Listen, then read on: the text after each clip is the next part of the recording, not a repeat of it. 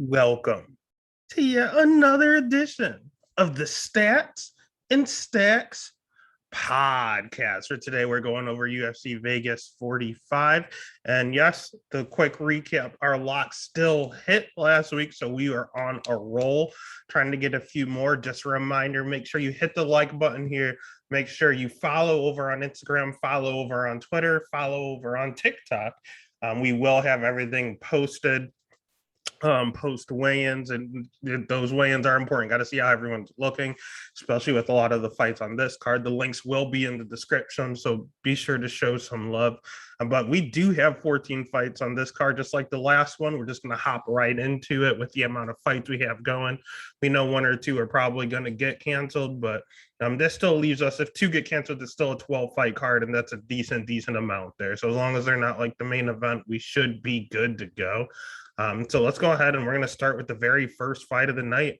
We have a returning Matt Sales as a minus 105, I guess you could say underdog, going up against Jordan Levitt at minus 125, over 2.5 plus 105, under 2.5 minus 155. We'll start with the favorite in Jordan Levitt.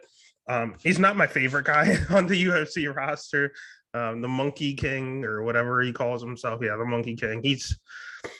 He's an odd cat, man. He's just it's 2021, about to be 2022 soon. You can't be one dimensional this day and age, and that's exactly what he is. He has okay wrestling. It's not the greatest. I've seen him struggle and I've seen him get takedowns. It's 50-50. It's all right. And he has great jujitsu, man. I mean, just looking at this guy in Syndicate, just looking at this guy's record. I mean, the Matt Weinman win was a weird one. It was a slam. It was very awkward. But arm triangle and the decision where he just controlled a heel hook, like arm triangle. All he does is take you down and tap you out. And if he can't tap you out, he holds you down and controls you. That's all he wants to do. It's no secret, because his stand-up is god awful. It might be one of the worst stand-ups in the lightweight division, in all honesty.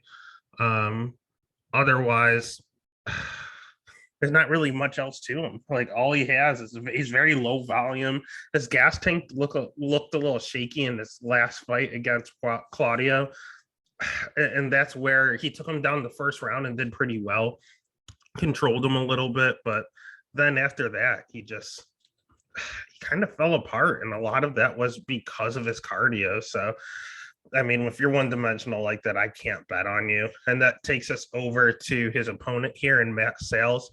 He's also kind of one dimensional. It's just the opposite. He's a very good striker, has pretty good volume, solid camp, just like Levitt over at Syndicate. Sales is over with Alliance and Dom Cruz, and I think it's one of like Dom Cruz's best friends. He's good striking. 81% takedown defense is a little misleading, because yeah, it's 81% takedown defense in the UFC, but you got to look at the people who tried to take him down, and when they did, how successful were they? Like Bryce Mitchell took him down with ease, and he never got back up. So I mean, when you have a Yazan Hajj trying to shoot, or a Christian Aguilar, sorry, that wasn't the USA, Kyle Nelson, not the greatest wrestler in the world, and he was even able to get him down at one point. I mean, Shimon Moraz isn't the greatest wrestler either. So it's kind of skewed when you have 81% takedown defense and you're not fighting wrestlers, and the wrestlers you do fight take you down easily. It's a little shaky. He's also been off for 2 years, so I don't like that. So I did do a little Instagram peek over, I do use Tape Index, and it's a valuable source. He's a little thick, man. He's kind of big. I know they talked about it over on the Dog or Pass podcast. Shout out to Paul, shout out to Cody. I thought I was kind of seeing things when I saw him. No, they said it too. He's kind of big, man. And he used to fight at 145. This fight's at 155, so he is acknowledging that he does have to move up, especially with him missing weight the last time he fought. But that was 2 years ago. So you have someone that struggled cutting weight, going up a weight class. He hasn't cut any weight in 2 years. I don't know if I can trust this guy. I need to see him on the scale. And honestly, even here, it's still a 50-50 fight. If it's very, very low level, I'll just go ahead and take the wrestler over he's not even a wrestler though. He's a jiu-jitsu guy, but still, I'll take the ground game over striking when it's this low level. So the pick is going to be Levitt. The bet would be Levitt, but I'm telling you right now, don't touch this fight. This is just on your long shot parlays. Otherwise, do not touch it. All right, then the next fight of the night isn't much better here. We have Dontel Mays as a minus 205 favorite. That is shaky, going up against Josh Parisian at plus 160. Over 2.5 at minus 105, under 2.5 minus 125. We'll start with Dontel Mays. He's actually someone that I really, really did not like. I think he's kind of overrated. Well, not overrated because no one rates him. I don't think he's that great of a fighter. But then I did fight tape, and it wasn't as bad as I remember. And that's why it's important to do fight tape. His cardio kind of checked out in the Rocky Martinez fight. I know it wasn't exactly the toughest fight in the world, but when he wasn't forced to grapple, his cardio looked a little better. I mean, the Nascimento fight, he gassed out, but he lost by rear naked choke. He was forced to grapple. Cyril Gane is probably the best heavyweight in the division. So that's tough in and of itself. But he looked a little tired and he got submitted at the very end because he was forced to grapple. So, I mean, if it's going to be a predominantly stand-up fight, his stand-up's not the absolute worst. It's not the best, but he's somewhat quick. He is hittable, though. That's a little concerning. He can get hit just as much as he dishes out. But I did see him mix in a little wrestling. So I know I talk about him having to initiate or have to deal with grappling when he initiates it sometimes. But in retrospect, at least he's not just one-dimensional. He's not a one-dimensional heavyweight out here just swinging for the fences. There is a little technique. There's a little smidgen of cardio at times, and he'll even mix it in for a little variety. So the fight tip actually showed me he wasn't as bad as I remembered. I can't say the same for his opponent here, and Josh Parisian. This dude is something. This dude has really, really high volume. He's pretty hittable himself. He just narrowly hits you with more significant strikes than you hit him with. But his gas tank is poor, man. It's very, very bad. It's very prominent in his last fight against Rocky Martinez. They have a common opponent here. Dontel kind of cruised. Rocky kind of struggled a little, and Parisian kind of struggled a little. I actually thought that Rocky won, and he was able to control him against the cage for a long increments of time. Like he just held him there through a couple, little dirty boxing here and there. But I mean, Rocky isn't exactly the strongest heavyweight out there. He's not even with the promotion any longer. So to be able to be controlled by Rocky against the cage, if you think maybe Mays will mix in some wrestling and get Parisian down, and he has nothing off of his back. And yes, he's high volume, but all of that's in the first round. This dude gasses and just throws very, very slow, no power after the first round. So he's one round or bust. If he doesn't put you out, he doesn't just give up on you, but it is not the same fighter in round 1 and round 2 and 3. Two completely different fighters. One a lot slower, mouth wide open, really gets hit a ton, can be backed up and controlled. The pick is going to be Mays. Oh, God. I honestly feel very confident. I feel confident enough to where I will have a parlay with Mays. It's not something I'm proud to say out loud, but I feel kind of confident that Mays gets this fight. All right, then the next fight of the night, we have Macy Chezon versus Raquel Pennington. I'm surprised it's this early in the night. Over under set at 2.5 because it's a Rocky fight. Over 2.5 minus 280, under 2.5 plus 120. We'll start with Rocky. A very wise man by the name of Steve Spencer told me you never bet a Rocky fight, no matter what you pass. And there's probably another one where I'll have to do the same, in all honesty. I would say it's good striking, but I don't know. I don't know how to describe her striking. A lot of just clinches against the cage and some kind of slow, methodical boxing, I guess, to an extent. It's weird. It's always greasy. It's always very close. I've never seen a Rocky fight not be close, whether she's fighting a Holly Holm or she's fighting Kim Couture. You never see a very, very just dominant win here. It's always pretty close no matter what. I mean, but in retrospect, you do have to see her losses, though. I mean, she's lost to, I mean, outside of once she got into the UFC, I guess you should say, she lost to Jessica Andrade, who's a lot smaller than her, but is a former champion. She lost to Holly Holm, former champion. That was a split decision. Amanda Nunes, former, sounds so weird to say, champion. Jermaine Durandamy, former featherweight champion, don't forget. And then Holly Holm again, who again was a former. So she's only lost to people with belts. period. So I was kind of ready to go. It's going to be another greasy Rocky fight. Here she goes. Macy's an up and comer who doesn't really seem to be improving at a fast pace here. I guess I'll have to jump on the Rocky train or just pass. But then I saw something in this fight. Macy is taking the fight on short notice, which also made me lean Rocky. But then I saw, because it's short notice, it's at 145.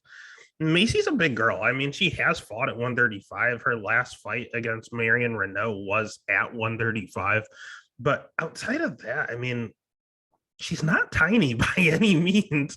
She's a pretty big girl here at 145. And in all honesty, that's only going to favor her. She can fight at this weight class. Rocky might be a little too small there. So their size difference isn't huge, considering Macy can make 135, but this definitely caters to her. She also has okay striking. It's kind of pedestrian, just like Rocky. So I think it's kind of 50-50. So I had decision written all over it. She counters pretty well. And Rocky likes to go forward. And the only problem is when Macy counters, her chin is way up in the air. She's asking to get taken out, but Rocky's not exactly going out there and knocking everyone out. So, and also she's a Muay Thai fighter, and Rocky, like I had aforementioned, loves working in the clinch, doing some dirty boxing. I don't think Macy's going to be too uncomfortable in those positions. So between the weight cut, the change of weight class, between where this fight is going to take place, I want to lean dog or pass, but I've done that with Rocky fights before, and she keeps winning these split decisions. So it's just an all-out pass. If you're going to do anything, I would bet the over. It is juiced. It's minus 280. So not a ton of value. You can parlay that, but I do not see this thing ending inside the distance. So you can just parlay that over 2.5, and that's the way I'd call it. You can't pick a side here. It's too close to call. It is a Rocky fight, and there's a lot of weird factors. All right. Then the next fight of the night is one I've gone back and forth on, honestly. We have Charles Durden as a minus 205 favorite, which is disgusting, going up against Andre Ewell at plus 160. Over under set at 2.5, over 2.5 minus 120, under 2.5 minus 110. We'll start with Air Jordan, baby. I mean, he's something. He's flashy. He has okay striking. He has a pretty good ground game that you don't see often. And he has pretty high volume. It's just he gets hit a ton. Like, yeah, is he landing like 5 or 6 significant strikes per minute? Yeah, but he's also getting hit with 5 or 6. He's gonna take one to give one. He can fight going backwards. He's just not the best at it. He seems a little shaky at times when he gets pressured backwards. You saw that a lot in the Julian Erosa fight. He just kind of continued to pressure him, and he started to get uncomfortable. But his cardio seems okay, especially, I mean, fights against Marcelo Rojo, fights against Josh Cooleybow. He had to come from behind here to get that draw and to get that win. So his cardio does check out. I don't know. At one point, I saw this guy as a surging contender, someone that's going to make a lot of waves in the UFC. He's only 26 still, but he kind of fights like it. I just haven't seen a ton of improvements from him either. Ugh, God. And initially, I know when I was talking about the Dog or Pass podcast, I said take him down and he can be kind of controlled, which is definitely true, 110%. Ewell is not a wrestler. But at the same time, Andre Fili won. And I know it was a split, but Andre Fili is pretty damn close to Andre Ewell. So he might Charles might have a little problem with Andre's, because just like Andre Fili, Andre Ewell's a pretty good striker here. He's very, very long for the division. I mean, 6-inch reach advantage in this fight over Charles Jourdain. That's pretty significant. He's kind of hittable as well, though, and he slows down in his fights. He doesn't gas out entirely, but he does kind of look like a different fighter as well as it progresses.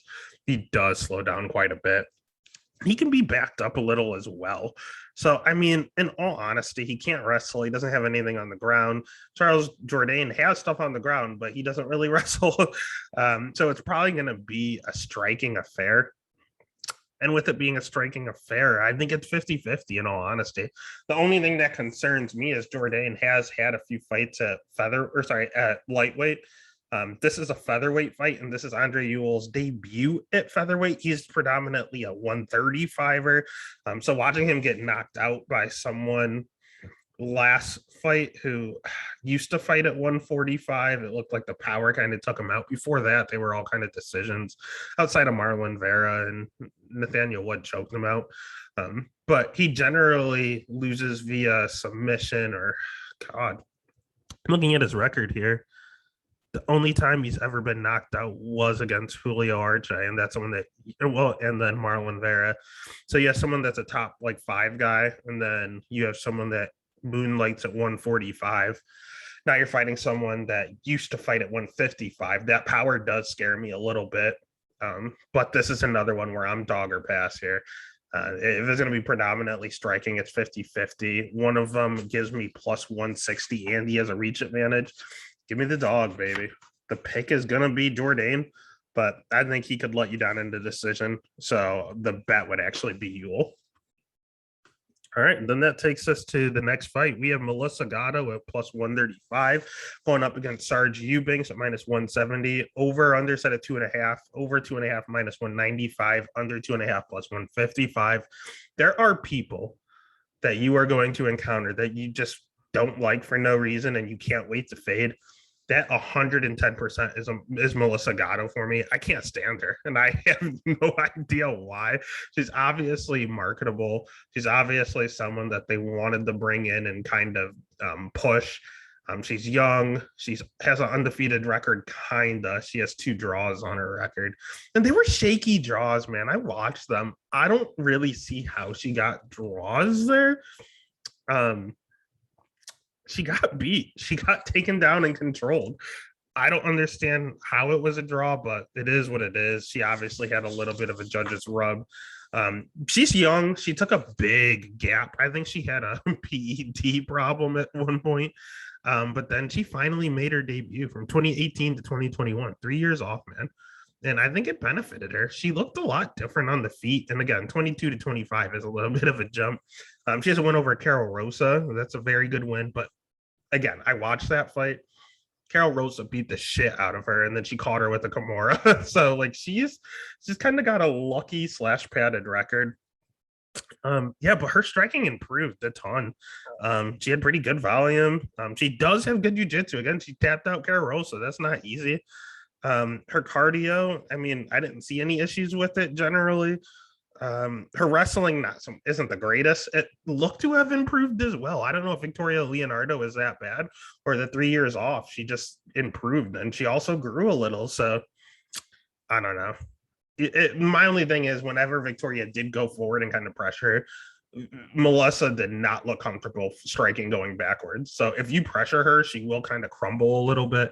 And that's all Sarge does, all honesty. Sarge isn't exactly the greatest striker in the world either, but she does pack a punch and she will go forward.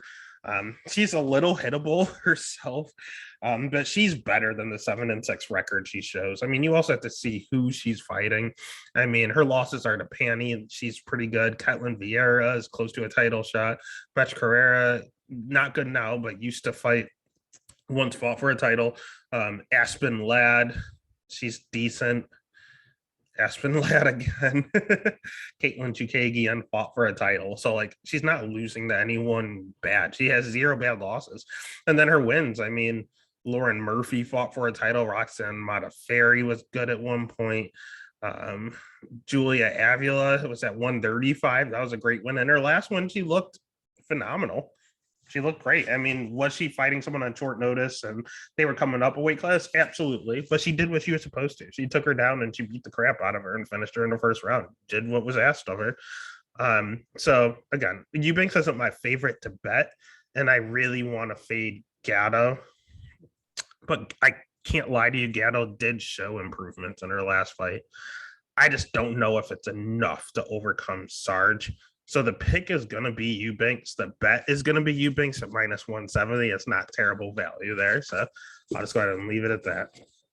All right. Then the next fight of the night is a gimme fight. We have the incomparable Harry Hunsucker. Yeah, that's a real name. Plus 240 going up against Justin Tafa, minus 320. Over 1.5 is plus 132. Under 1.5 is minus 162. Man,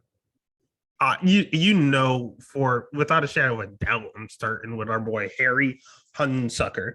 This dude, Jesus Christ, how is this dude in the UFC? He's so bad. He's 7-4. Please take a look at his record. He fought Tai Tuivasa, or he was sacrificed to Tai Tuivasa and lost in 40 seconds. Then you look at his other loss was to Jared Vanderaa. Not exactly the greatest UFC heavyweight, but the moment it touched the ground, he just got on top and beat the shit out of him. He lost to Dontel Mays, who we just talked about earlier. It said he's a little shaky, but Dontel went out there and starched him in 2 minutes. And then he lost to William Vincent. No idea who that is. The guy was 0-2 at the time. Still came in, and that's all you needed to do to starch Harry Hunsucker. It didn't matter. And in 2 minutes in the first round, like, this dude, you look at his wins. His win, first round, 44 seconds against someone that was 1-9. His win in the first round within a minute against someone that was 0-0.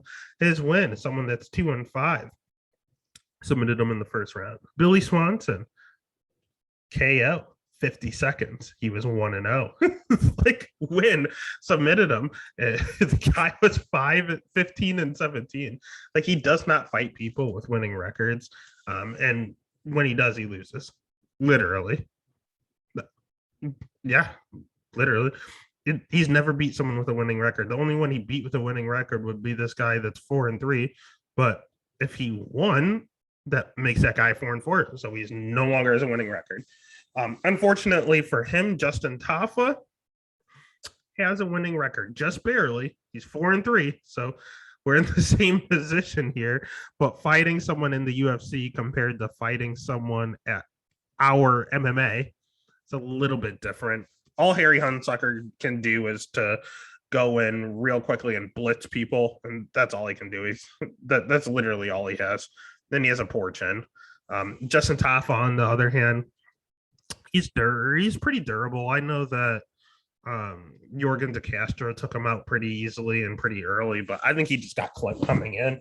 Otherwise, he just doesn't have a lot of experience. And even that Yorgan De Castro fight was literally only his 4th fight ever. So I totally get that. Otherwise, he has okay striking. He has a pretty shockingly high volume. You look at his Carlos Felipe fight, you look at his Jared Vanderaa fight, there was a lot of output there, and he held up.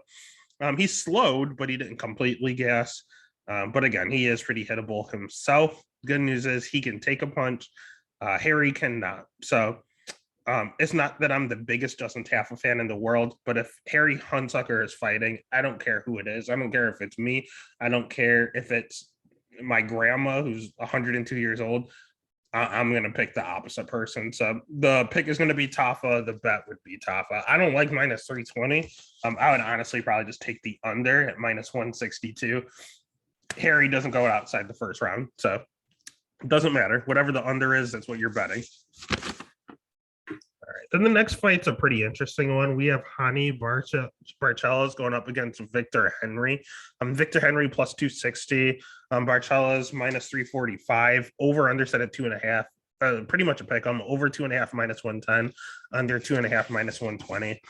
Victor Henry's interesting. He's 21-5. He has some pretty decent wins on his record on the regional scene. The problem is he's a 34-year-old debuting fighter who kind of hit, honestly, a peak. Just going back and watching some of his fights, he looks okay. He looks pretty decent, but he hasn't really shown any improvements in the last few years, and that's because he's 34. I think we've seen the finished product, and I think the finished product here is middle tier UFC. I think he is UFC caliber, but I don't think he'll ever be ranked. He's more or less just someone that they would beat in order to be ranked journeyman ordeal. I mean, he's never been knocked out, but I've seen him rocked on multiple occasions, and we always say that. I remember saying that about Matt. Oh, what was his name? The dude from Jersey. He got knocked out by Terrence McKinney in like a few seconds. I don't know. His name is escaping me. I see his face here. It's going to come to me later on. Either way, he came in and Oh, Matt Farivola. There we go. I knew it was coming. Someone that wasn't knocked out but continually got rocked. We said his chin's going to go eventually. I kind of feel this way again about Henry. Although he hasn't been knocked out, it could be this fight. But he has pretty good jiu-jitsu. Honestly, pretty good striking. He looked slow a little in his last few fights to me. And he was a little hittable. He has okay wrestling. It's not the greatest. He's pretty much just a regional generalist. And that's fine going up against them, because when you're on a regional scene or you're on like when you're on a regional scene or a outsourcer like over in Japan or something like that, you run into, if you're good at everything, you figure out what your opponent can't do and you just exploit it. That's not going to work in the UFC. You have to be great everywhere because everyone is, and Barcelos definitely is. He's a little older, but again, so is Henry. They're both 34, I want to say. Ani's also never been knocked out. He's very, very durable.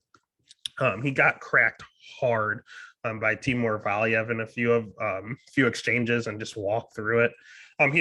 He doesn't have good jiu-jitsu. He has great jiu-jitsu. He doesn't have good wrestling. He has great wrestling. He has good striking, but everything he just seems to be better at than Henry. He counters pretty well and he can go forward. Honestly, I don't see a lot of faults in him outside of, it's not that he has low volume, but like if one thing isn't working 110%, we saw it in the Valiev fight. What he was doing was kind of working, but there were no adjustments. He just has one set game plan. He's going to stick to it. So there's no, hey, the striking isn't working. Let's take him down and kind of grapple a little. He has no plan B. He sets one game plan and he sticks by it. So I'm not the biggest fan of that. However, I do think he's better at every avenue, so it doesn't matter how he chooses to win this fight. So the pick is going to be Hani, and the bet is going to be him as well. Even though it's kind of chalky, minus 345, he will be in a lot of my parlays. All right, and then the next fight is one that I kind of got talked off the ledge here. We have Gerald Meershart as a minus 245 favorite, or 235 favorite, going up against Dustin Stolfus at plus 180. Over under set at 1.5. Over 1.5 minus 167. Under 1.5 plus 137. And this is where I got talked off. Listening to other podcasts, Dustin's a fraud. He really is.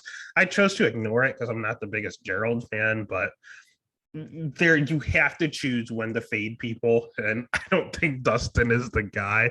I know he's a Brazilian jiu-jitsu black belt. I know that his striking is not the greatest. He hits kind of hard, but he doesn't have the greatest striking. And he gets hit a ton in return too. He's very hittable. He slows down a little bit in fights. He doesn't gas, but he does slow considerably. I do like that he throws a lot of like straight punches, because I see Gerald struggle with that. However, his wrestling is just okay, and he can be backed up. So all in all, he's kind of a generalist as well, but on the even lower tier than Victor Henry. On the flip side, you have Gerald Meershart, who has the most submission wins in UFC history in the middleweight division. I don't think his striking's that good. I really don't. I watch it all the time. I don't think it's that good. I think he is hittable. He gets hit more than he dishes out. His chin's suspect. This thing is a liability. Big liability there. However, his wrestling's not the greatest either. So like he gets all these submission wins, but I don't know where he's getting them. I know he guillotined the shit out of Bartos. So Bartos put himself in that situation. Magomed Meredov, his last fight, that was an impressive win, but that was more of Meredov gassing and giving up than Gerald actually winning. He was kind of gifted that one, in my opinion. Otherwise, Kamzat like killed him. Ian Heinisch started it with his overhand right. Eric Anders split decision. That's not a bad look. Kevin Howland split decision. Not a bad look. Getting guillotined by Trevin Giles. Trevin's sneaky good, but I don't know if he should be guillotining you. So he's all over the place. He's not really one to be trusted. He is what they would call an apple pie shitter, so I don't really trust Gerald. But then I watched tape on Dustin and remembered I don't know if he's that guy. So the pick is going to be Gerald. The bet, fuck no to picking both of them. I do think this lasts a little bit though. When you have two grapplers go at it, it usually hits the over. So the pick is going to be Gerald, but the bet's actually just going to be the over 1.5. Just hoping that Gerald's chin holds up. I know Dustin's will, so I just need Gerald's chin to hold up for a round and a half. Just just make it 7.5 minutes, Gerald's chin. All right, and then that's going to take us to the main card. So make sure you hit a like on this video. Make sure you check the description and give a like over on Instagram, over on Twitter, over on TikTok. Get big things going here. But with the main card, we have a great fight here with Cub Swanson at -195 going up against Darren Elkins +155. Over 2.5 is -150. Under 2.5 +120. So I mean, right now we'll start with. Let's start with Cub because that's my boy. This is originally one of my favorite fighters. I love Cub Swanson. Dating all the way back to WEC days. So he does good striking, always has, always will. Sneaky good jiu-jitsu. He's a black belt. He doesn't use it a ton. He's not the greatest wrestler in the world. But he definitely prefers to strike, and he's definitely better at it. But if it hits the ground, he's no slouch. He's perfectly fine fighting people like Ron Gracie and such. He has some sneaky good power, a ton of knockout power. He blitzes in a lot, but he can counter pretty well too. So a lot of his knockouts come from this explosion, whether he's blitzing in or catching you hard with a counter. But he is a little older. That does concern me. There's a lot of fights where he's not going to win just because he's 38 years old. He needs to retire soon. However, they did do him a favor, and UFC gave him Darren Elkins, who is even older than he is. This is just an elders fight. Damage Elkins is 39. So he's just as old, or sorry, he's 37. Sorry. So he's actually not older. He's a year younger. He's only 37, nice and spry. He's pretty hittable. He's not the greatest striker in the world. He's a pretty decent wrestler, though. I'm going to get Cub with 60% takedown defense. It does concern me a touch. He has pretty good cardio, but he can be backed up a little bit on the feet. We saw it in the Nate Landwehr fight. We saw it in the Ricardo Lamas fight. We saw it in the Volkanovski fight. But again, Volkanovski's champ. Ricardo Lamas, former title challenger. Right, he lost to Ryan Hall. Ryan Hall's good. Nate Landwehr, not the greatest loss. But I don't really know if he lost that. It was pretty close. I thought I honestly would have given the nod to Darren Elkins, but it was not a robbery by any means, so I totally get it. But yeah, overall, you just have two durable vets going at it. Basically, wrestler, striker versus wrestler. But Darren Elkins is willing to throw. And Cub is a jiu-jitsu black belt, so he's not a slouch on the ground. I don't think Darren can just hold him down there. So the pick is going to be Cub. The bet for a little value, because I think this is going to be a little greasy, I'll probably just take the over 2.5. It's very, very hard to take out Darren Elkins. I know that Ricardo Lamas knocked him out. Chad Money Mendez did in 2013. Charles Oliveira armbarred him, but again, Oliveira is now a 55-pound champion. So he's only been knocked out twice in his entire career. He's had, God, how many fights? What is he? 26-9. Jesus, he's had 35 fights. He's been knocked out twice. I would say that's pretty damn durable. So the pick is going to be Cub. The bet's going to be the over 2.5. Then the next fight, we have another live dog here, in all honesty. We have Diego Fiera +155 going up against Matus Gamarot -195, over 2.5 -155, under 2.5 +125. We'll start with Matus, actually, because I heard about him before even coming to the UFC. I know that Jan Blachowicz was talking about him, and Joanna really kept saying he's a champ and he's coming. He's a champ and he's coming. And he got here and he laid an egg. They say that UFC jitters are real. We've seen it over and over again. The biggest one I can think of, the biggest change was that Taila Santos now compared to Taila Santos in her debut. I see it time and time again where these people come into the UFC and they get jitters, and I think it happened to Gamrot. Otherwise, he has great wrestling. He has pretty good striking, and his jiu-jitsu is pretty good. He's solid everywhere. He's kind of like a Hani, where he's great everywhere. He has really no weaknesses. Yeah, he really doesn't. The only thing is he's going against Diego. Diego doesn't really have a ton of weaknesses either. He's pretty good striking. He has great jiu-jitsu. He's a whiz on the ground. But he is a little older and he is slowing a little bit. I want to say he's like 36 years old, maybe 37 at this point. He is 36 years old still. But you look at his losses, and he has a lot more power than Matus does. And he slows a little bit with him being older. He can even be backed up a little. But you have to look at his losses in the UFC. I mean, he lost to Gregor Gillespie, who is an absolute stud. He lost to Beneil Dariush, who's in a title eliminator here soon. He lost to Dustin Poirier, who is a former interim champion, and he lost to Beneil Dariush again. So he lost to someone that may fight for a title his next fight. He lost to someone who was an interim champ. He lost to a world-class wrestler who has one career loss. I mean, that's pretty damn good. So, I mean, in all honesty, I think on the feet, it's 50-50. I would give the slight edge to Diego. On the ground, I would give a big edge to Diego. It's just a matter of if Gamrot can stay safe.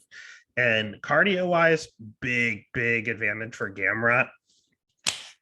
So, the pick is going to be Gamrot, just in case he can take him down and stay safe. He will dictate where this fight takes place. But the bet, if you're giving me Diego, who's a threat on the feet and a threat on the ground, those are the only two places these fights can take place. So the pick is going to be Matus. The bet would be Diego at plus 155. That's just too much value on someone that's only lost to like champions. Then the next fight of the night, we have Ricky Simone at minus 285 going up against Rafael Sunsao at plus 215, over 2.5 minus 182, under 2.5 plus 147. Honestly, initially, I was excited to bet Rafael Sunsao. But then you realize you kind of remember him from what he was, not what he actually is currently. What he is currently is a 39-year-old bantamweight. That is not something you generally want to back with your money. He has 80% takedown defense career in the UFC, and that's a lot of fights. So that's very good. But you can back him up on the feet. His striking's pretty good. He can counter pretty well. I mean, his jiu-jitsu is pretty good, but his chin is starting to deteriorate every day that passes by. He's starting to get a little slower and slower every second that goes by. It's just age is undefeated. You can't beat it. So if this fight was 5 years ago, I think he destroys Ricky Simone. 2021, almost 2022, Rafael Sunsao, I just don't think he's quick enough. I just don't think he's durable enough. I just don't think it's going to happen now. And I know he has 80% takedown defense, but Ricky Simone is relentless. Ricky Simone has very good wrestling, some of the best in the division. Otherwise, his striking is okay. He is a little hittable in all honesty. And we've seen him get hit before, but Uriah Faber took him out pretty easily. But all in all, he's pretty decent. Faber and Font. Anderson Dos Santos. Those are his 3 losses. All 3 in the UFC, or were. Uriah Faber retired, but former champ, someone that was in the title eliminator, and someone that's just sneaky good on the ground. I mean, what are you supposed to do? Those aren't bad losses to have on your record. Ricky loves to pressure you. And he's pretty big for the weight class. Sunsao, not so much. Ricky's going to have a 3-inch reach advantage when this thing does take place on the feet. So if you're giving me a wrestler that generally has never been tapped out, well, he's been tapped out via rear naked choke, but it's never been submitted from someone on bottom going up against. You know what this is? This is Clay Guida, Thiago Santos, this is Clay Guida and Leonardo Santos all over again. Leo is great on the ground, but had 0 submissions off his back in the UFC. Same thing for a Sunsao. Yeah, he has some submissions, but he's not known for tapping you out off his back. Ricky is the wrestler with the better cardio. As long as he can stay safe, he'll be perfectly fine. So the pick is going to be Ricky. The bet is actually going to be Ricky as well. I don't know when. I would like to say the over, but with the Sunsao's chin leaving him and getting worse and worse every fight, I don't want to leave room for ground and pound. So I'll just take Ricky and put him in some parlays. All right. Then the next fight, we have Angela Hill, who is one of my favorite dogs at plus 260, going up against Amanda Lemos at minus 135. Over under set at 2.5. Over 2.5 minus 195. Under 2.5 plus 155. We'll start with Amanda Lemos. I think she's very good. I think she has good striking. I think she hits like a truck. She has a ton of power. She throws a lot of volume. I didn't realize how much she throws out there. She has pretty decent wrestling. But she is getting a little older. She's not exactly young. She's like 34. Yeah, she's 34 years old. She counters pretty well, or she can go forward. But when she is countering, you can back her up when she's tired a little bit. And that doesn't take a lot. Her cardio is a little suspect. You're looking at her record here. She has not a lot of great wins at 115. Again, she fought her debut at 135 on short notice. It is what it is. Then she fought Amanda Granger and dominated. Then she fought Mizuki Inoue, who I don't think is with the promotion any longer. Then she fought Liviana Souza, who is not with the promotion. And she fought Mazerat Ruiz, who should not be with the promotion. So she's not exactly fighting the greatest level of competition. She's doing what she's supposed to. She goes out there and starches them easily. But Angela Hill's a different animal. You're not just going to go out there and starch Angela Hill. This is competition she's never fought before. Angela Hill has fought the who's who in the division. She's 13-10, but she's like Serge Eubank, she's a lot better than her record shows. Because yeah, she has 10 losses. But Tatisha Torres, who might fight for her titles, and Michelle Watterson, who basically almost fought for a title. Claudia Gadelia, who did fight for a title. Janan Yan, who is good. That one she probably could have won, in all honesty. Ronda Marcos armbarter, not the greatest loss. Ronda's not bad by any means, but I know she wished she could have that back. Courtney Casey split loss. Not bad. She definitely wants that back. Nina Nunez, not a bad loss, but she probably wants that back. Jessica Andrade, Rose, Tisha. So anyway, she has 10 losses, and all of them are at least ranked competitors in the UFC. Otherwise, again, let's not look over her wins too. I mean, Ariana Canalosi is a good win. Ashley Yoder is an okay win. I guess her wins aren't against the greatest competition. If you give her someone a little lower level, she's going to win. If you give her one of the top people, she's going to lose. Basically, she's a gatekeeper. I think Lemos wins the fight. I would definitely pick Lemos as a pick, but these odds are just way off. I think it's very competitive on the feet. This has split decision written all over it. Angela Hill loves split decisions. Again, she has good striking. She has high volume, but she's a little hittable when she goes forward. She just lets you hit her. Granted, I don't think she's ever been knocked out, so she kind of relies on her chin there, but I wouldn't rely on her chin against Lemos. She has pretty good takedown defense. It started off really shaky, but a career 77, so it's been spot on. Later on in her UFC tenure. She just has no power. And that's why you see all these split decisions. It always turns into the quality of the punch opposed to her quantity is what it always turns into. And that's exactly what this fight is going to be. So if you're giving me a split decision, give me the plus 260, especially someone that has better cardio. So better cardio and plus 260. Pick as Lemos, but the bet is going to be Hill for sure. I will have some money on that. And I think Hill by decision is like plus 500. That's the only way she wins this fight. So don't bet Hill. Bet Hill by decision and just kind of shoot your shot. Not a bad bet. And then we're on to the co-main event of the evening already. We have Bilal Muhammad at plus 175 going up against Stephen Thompson minus 225. Over under set at 2.5. Over 2.5 minus 272. Under 2.5 plus 212.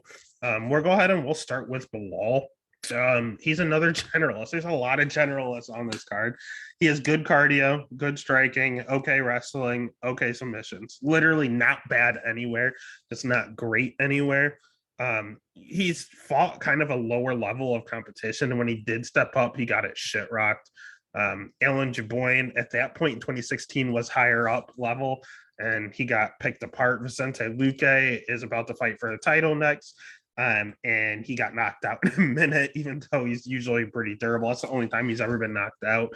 But he's well on his way when he had a draw with Leon Edwards. Jeff Neal is a top 10 guy. He was able to have his way with him, but he did survive and get knocked out. And again, the aforementioned Leon Edwards took a few years off. Not all his doing, but came back, fought Bilal Muhammad. The fight ended due to eye poke, but before all of the eye pokes, Bilal was rocked multiple times. It was not looking pretty. So whenever he takes a step up, he does struggle. Wonderboy Thompson is most certainly a step up. Wonderboy Thompson is the best striker in the welterweight division, hands down. I know he's like 58 years old. How old is he really? 40, 30, 38. So this is his very, very last run, his very, very last ride. But in order to beat Wonderboy, you need some pretty good wrestling. Tyron Woodley had some pretty good wrestling in a slow pace that threw him off. Gilbert Burns wrestled his ass off to get that win.